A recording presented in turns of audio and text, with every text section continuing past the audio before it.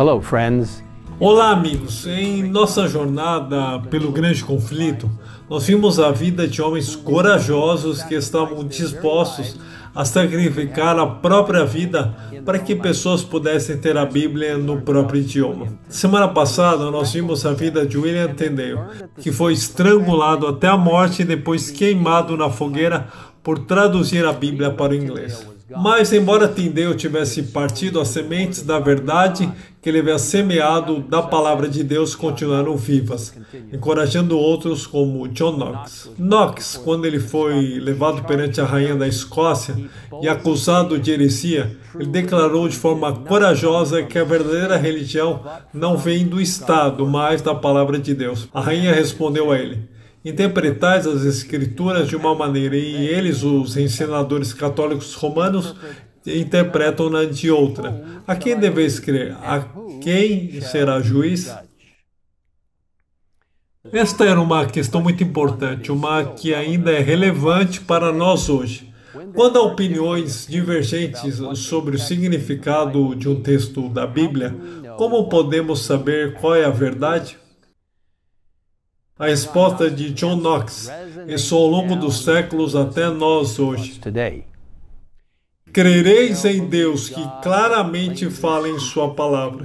Ele respondeu: a palavra de Deus é clara por si mesma, e se aparecer qualquer obscuridade em um lugar, o Espírito Santo, que nunca é contrário a si mesmo, em outros lugares explica a obscuridade de maneira mais clara, de modo que não poderá ficar dúvida, a não ser para os que obstinadamente se conservem na ignorância.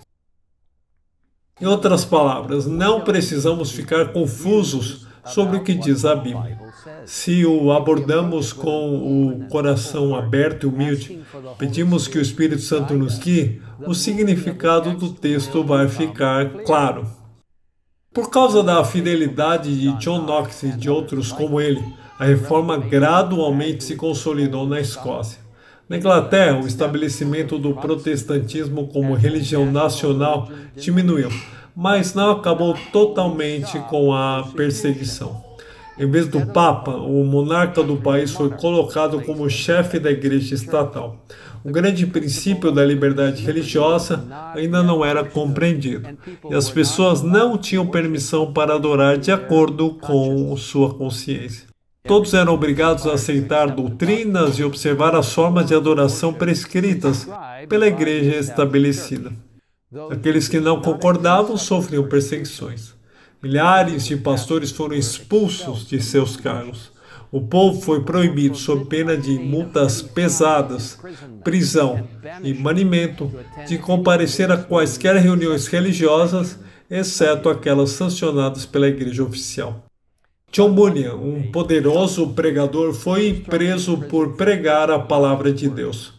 Trancado por 12 anos, o testemunho de Bunyan não pôde ser interrompido. Ele começou a escrever livros, incluindo o livro cristão popularmente influente, O Peregrino, publicado em duas partes, a primeira em 1678 e a segunda em 1684. Este incrível livro vendeu mais cópias do que qualquer outro livro depois da Bíblia. Por mais de 2 séculos, aquela voz da cadeia de Bedford tem falado com poder penetrante ao coração dos homens, escreveu Ellen White. Peregrino e graça abundante ao principal dos pecadores, escritos por Bunyan, tem guiado muitos à senda da vida. 100 anos depois de Bunyan, durante um período de grande escuridão espiritual, Deus levantou outros para levar luz, incluindo os irmãos John e Charles Wesley. Em meados do século XVIII, a grande doutrina da justificação pela fé, tão claramente ensinada por Lutero e outros reformadores, havia quase se perdido. E a ideia de confiar nas obras boas para a salvação voltou a fazer parte do pensamento religioso dominante. Os irmãos Wesley eram membros da igreja estabelecida, mas buscavam de forma sincera a Deus. Eles aprenderam que poderiam ganhar o favor de Deus por meio de uma vida virtuosa e observando as questões da igreja. Desejando estar bem com Deus, eles tentaram viver uma vida de abnegação, mas ainda não tinham paz. Então, após serem ordenados ao ministério, João e Charles Wesley foram enviados em missão para o que eram então as colônias britânicas na América. A bordo do navio estava um grupo de morávios, descendentes da primeira igreja protestante estabelecida por João Hus no início do século XV. Durante a viagem, irromperam violentas tempestades e o navio foi jogado de um lado para o outro. Ao ser confrontado com uma possível morte, John Wesley sentiu profundamente que não tinha certeza de paz com Deus. Por outro lado, ele notou que os morávios exibiam perfeita calma e confiança, mesmo quando o mar batia no navio e partia a vela mestra em pedaços. Enquanto outros gritavam, os morávios continuavam a cantar. Mais tarde, Wesley perguntou a um deles: "Não ficastes com medo?" Ele respondeu: "Graças a Deus, não." Ainda curioso, Wesley continuou: "Mas não ficaram com medo vossas mulheres e crianças?" Respondeu brandamente: "Não, nossas mulheres e crianças não têm medo de morrer." Amigos, hoje Deus nos deseja dar esse mesmo tipo de paz. Enquanto as tempestades da vida nos atingem e às vezes talvez tudo pareça perdido, ainda podemos ter paz na tempestade. Jesus nos promete. Jesus promises us in Isaiah 43, verses 1 through 3. Não tenha medo, porque eu remi. Eu chamei pelo seu nome, você é meu. Quando você passar pelas águas, eu estarei com você.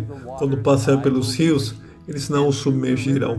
Quando passar pelo fogo, você não se queimará. As chamas não o atingirão, porque eu sou o Senhor, o seu Deus, o Santo de Israel, o seu Salvador. Você gostaria de ter essa paz que Jesus oferece agora mesmo? Se sim, convido você a inclinar a cabeça enquanto oramos. Right now. If so, I invite you to bow your head as we pray. Pai amoroso, agradecemos a maravilhosa oportunidade de descansar confortavelmente em sua proteção e cuidado e perceber que nosso futuro está completamente seguro em suas mãos. Ajude-nos a descansar nas promessas de sua palavra e no conhecimento de que o Senhor tem tudo sob controle. Então, Senhor, abençoe todos aqueles que estão ouvindo e assistindo agora, e que eles sintam a paz do céu. Em nome de Jesus nós pedimos. Amém. Amen.